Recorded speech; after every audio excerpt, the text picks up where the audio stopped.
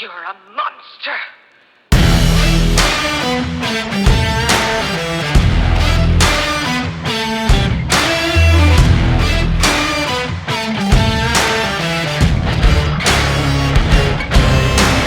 I can see the truth. No, you don't have to lie to me. Don't fill your head with things and think you're free. I can smell the fear, I think you made it clear. Yeah, I could be rude, be in the mood, I can be rotten. I could be cool, mind like a fool, but never forgotten.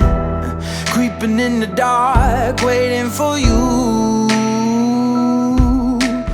You won't like what you see. Yeah, I feel like a monster, and I'm just here to haunt you.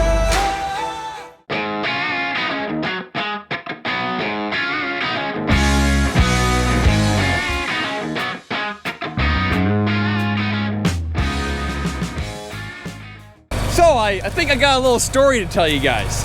Anyway, so a few weeks ago we finished harvest, and from the last video that I put out, you guys see that we're doing a ripping. We're trying to get all of our corn ground ripped before it freezes and snows more. And anyways, we are basically done. We're down to 50 acres, and our 9570 RT decided that it was going to spit out 6 gallons of oil in one night.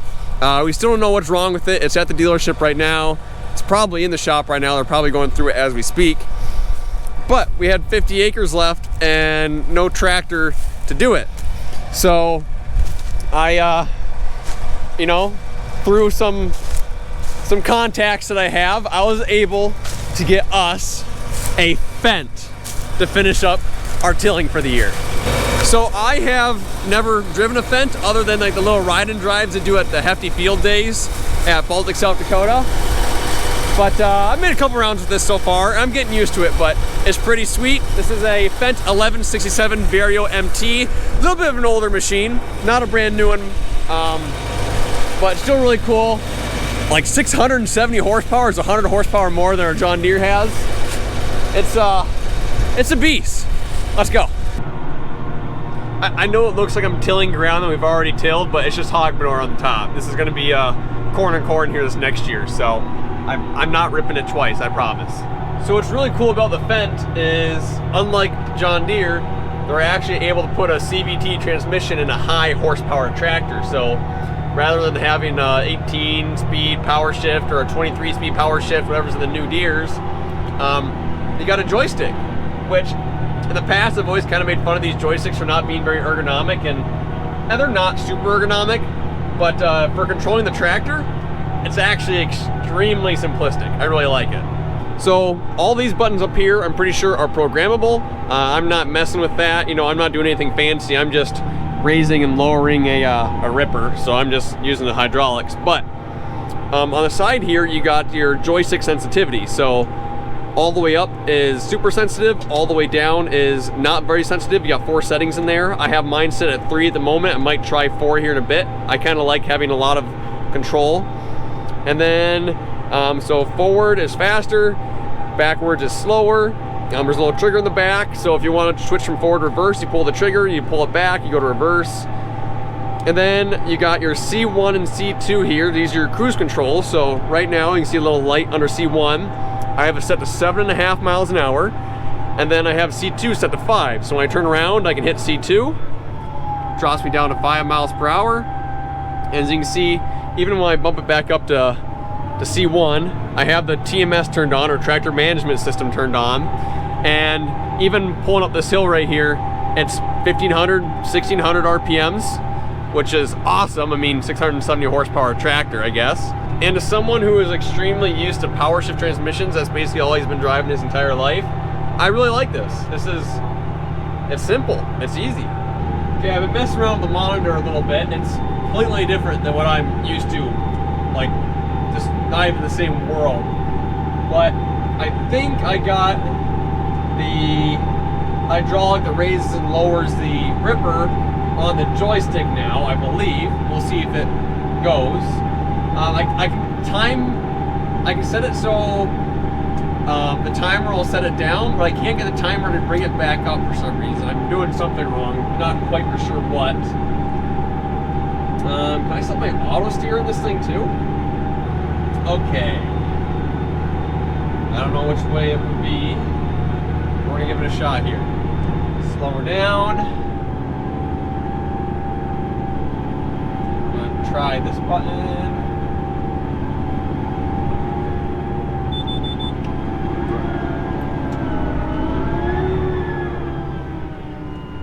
Well, that didn't do it. Oh! Well, that's doing the rolling basket. Let's try this again. Ah! Okay, I know what I was doing wrong with the timer now too. Hey, look at me go. Figuring this out. Timer on. And for time, let's do 10 seconds. I bet this will fix it.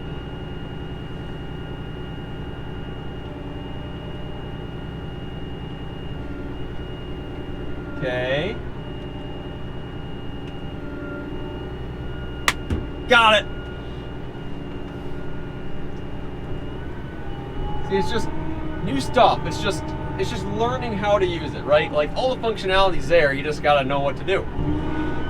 And thankfully, I was blessed the ability to be given a piece of technology and figure it out.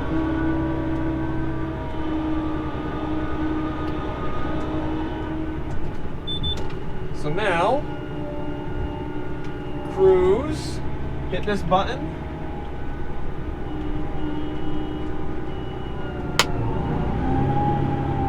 Look at that. Progress. It's making easy work of these packed end rows. I mean, right here is where the hog tank or hog manure tanker just drove back and forth, back and forth, back and forth all day. Doesn't seem to really be an issue. So it's been a couple days since the last footage you guys have seen. The Fendt tractor is an absolute monster. We still have it. We do have our 9570 back. They couldn't find any oil leaks, and we've been using it all morning and it hasn't used any oil. So I think one of two things happened. One, it was sitting in our yard overnight. Someone came with a 5-gallon bucket, drained 5 gallons of oil and left for some reason. There's been some other things that have happened this year that makes you think someone's tampering for our stuff every once in a while. So maybe I start putting some cameras up. So that's possibility number one. Possibility number two is that tractor has a quick drain valve on the bottom that's spring loaded. A corn stalk maybe bumped it, opened it up a little bit, enough to drain 5 gallons out, and then it rattled itself back closed. So that's kind of the two options that I came up with that could have happened. There's a sump in the bottom of the engine, so like it was never starved for oil. Like I don't think there's any damage to the engine. It's just kind of concerning where those 5 gallons go, but we've been using it and it's been fine. But we might be putting the Fendt on the chisel plow here once we do a little bit more chisel plowing. So we still have it here, but that'll be a later video. What I'm tackling today is something that I really don't want to do, but I have to. Our 8345 has a mouse infestation problem. Don't know how, but a mouse got in this tractor. So nothing bad, but if you look behind the seat here, there's some paper towels that have been chewed up all nice. I do have a Grandpa Gus's mouse repellent pouch there. So hopefully he's been staying out of the cab, but this morning I got in this tractor, I closed the door, and I could hear the little bugger running up above my head. So I'm gonna go take the roof off and get rid of this thing once and for all. I'd really like to be doing this in the warm shop, but I really don't want the mouse to escape and get in the shop. So I think I just gotta start taking all these little bolts off, I think.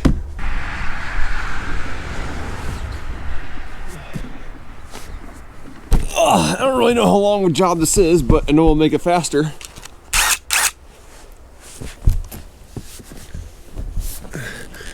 That mouse is probably scared right now. Coming for you, bud.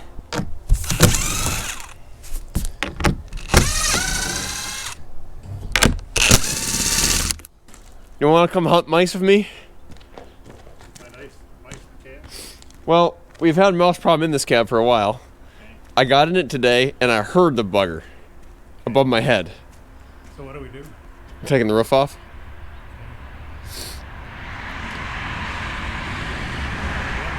What? Well, I don't want the mouse in the shop. You don't think there's any mice in the shop? Well, I'm sure there is, but we don't need to add another one. Okay. So what do you need? I don't really think I need anything. I might need help lifting the roof eventually. Okay. Can I wash my hands? Yeah. Vents actually. What? The air blows through here and then goes down in the cab. Yeah, these early R series, that's why they sound like an airplane when you turn on the air conditioning. Yeah, these vents go all the way to Here, I can hold it up. and the air actually blows up through the middle and comes up here and then I was kind of expecting just to see an open roof. there's been about 4 times in my life I'm gonna take this roof off and I'm gonna see everything and it not the way it is in real life. That's why I had some hesitancy when you said Take the roof off. There's a speaker underneath there, and that's it. there's another hole. I can see down in the cab. I can see, well, you can see you can't hear it too. These are the vent holes. Okay, but the mouse isn't getting up through that one.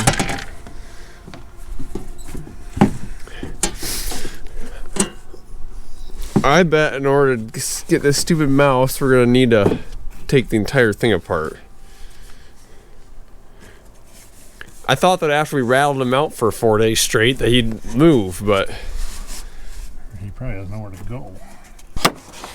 well, Mouse 1, Carson 0. yeah. I can't find any mouse turds or nothing.